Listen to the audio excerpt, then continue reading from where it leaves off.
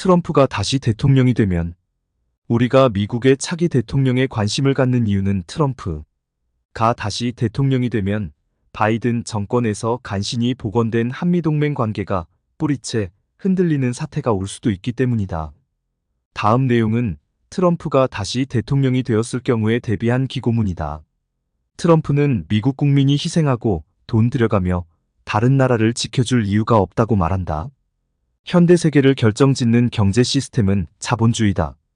트럼프를 자본주의 화신이라고 부르는 이유는 그가 모든 일을 돈으로 해결하려 하기 때문이다. 트럼프는 정치도 동맹도 남는 장사를 하려 할 뿐이다. 트럼프의 미국 우선주의는 미국만 잘 살면 된다는 주장이다. 그러니 자본주의 체제에 익숙한 미국인들이 그에게 표를 던져주는 것이다. 미국이 돈 들여가며 다른 나라를 원조와 곧싸워주는 손해보는 장사는 더 이상 안 하겠다는 것이다. 많은 미국인들도 우리도 힘든데 왜 다른 나라를 위해 피를 흘리고 돈을 써야 하냐고 트럼프의 주한미군 철수론에 동조하고 있다. 트럼프는 우크라이나 정책에도 자신이 재선하면 우크라이나에 한 푼도 주지 않을 것이다라고 공약하고 있다. 이승만 대통령이 후손에게 남겨준 가장 큰 선물은 1953년 10월 1일 맺어진 한미동맹이다. 대한민국은 든든한 한미동맹 덕분에 경제성장에 힘써 오늘의 경제 강국을 이루었다. 한미동맹은 여전한 우리의 기둥뿌리다. 트럼프는 즉흥적이다.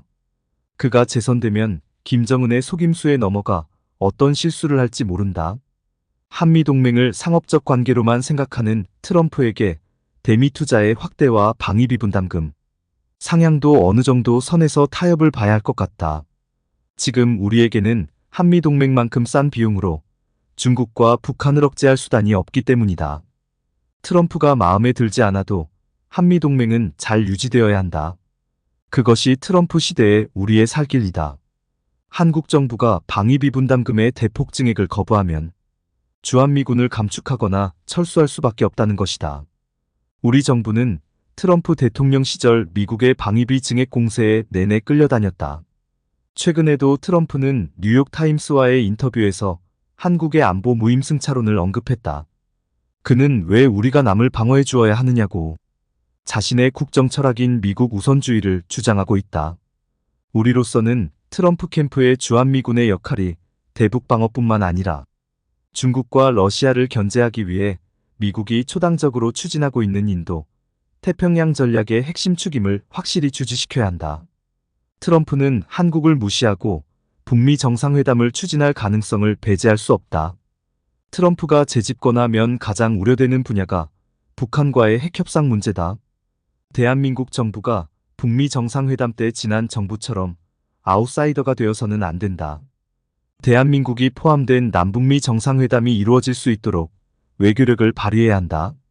지금 트럼프와 그의 선거대책안보팀들은 미국의 현 대북 확장 억제가 충분치 않다면서 한국이 핵무장을 포함해 모든 옵션을 고려해야 한다는 주장을 하고 있다.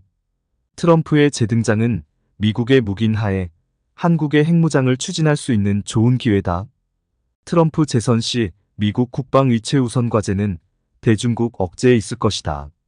미국이 우리를 필요로 할 때 미국과 함께 해야 한다. 그래야 트럼프에게 한미동맹의 가치를 인식시킬 수 있다. 대만 위기 시 미국과 함께 예상되는 작전 세력은 우리의 해군력이다.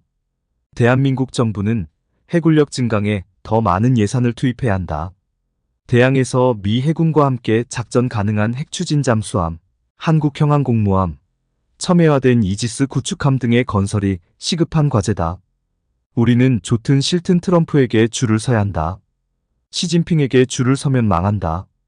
한반도는 이미 트럼프 태풍 영향권에 들어섰다. 동맹 충돌과 갈등으로 강한 태풍이 한반도를 휩쓸 것이다. 한미 모두의 국익 증진에 이익이 되는 방향의 창의적이고 현실적인 대응 전략을 수립해야 한다.